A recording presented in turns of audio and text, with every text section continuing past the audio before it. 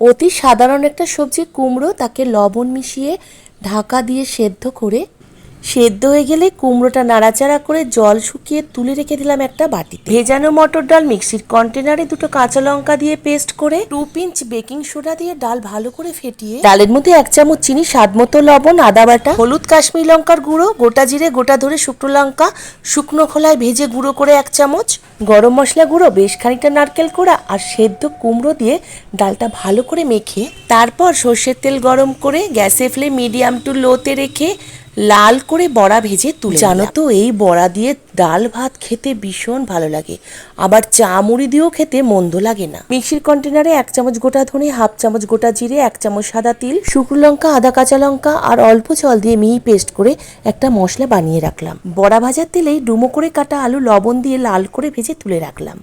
তেলে শুকনো লঙ্কা, গোটা জিরে, হিং ফোড়ন দিয়ে বাটা মশলা, হলুদ, কাশ্মীরি লঙ্কার গুঁড়ো আর লবণ চিনি দিয়ে মশলা কষিয়ে যখন মশলা থেকে তেল ছাড়তে শুরু করবে তখন দিয়ে দেবো 1.5 চামচ মতো টমেটো কেচাপ। তারপর আরও একটু মশলাটা কষিয়ে ভেজে রাখা আলু মশলার সাথে মিশিয়ে ঢাকা দিয়ে লো ফ্লেমে 5 মিনিট রান্না করে নিলাম। 5 মিনিট পর পরিমাণ মতো গরম জল মিশিয়ে ঢাকা দিয়ে আলু ভালোভাবে সেদ্ধ হওয়া পর্যন্ত রান্না করে নেব।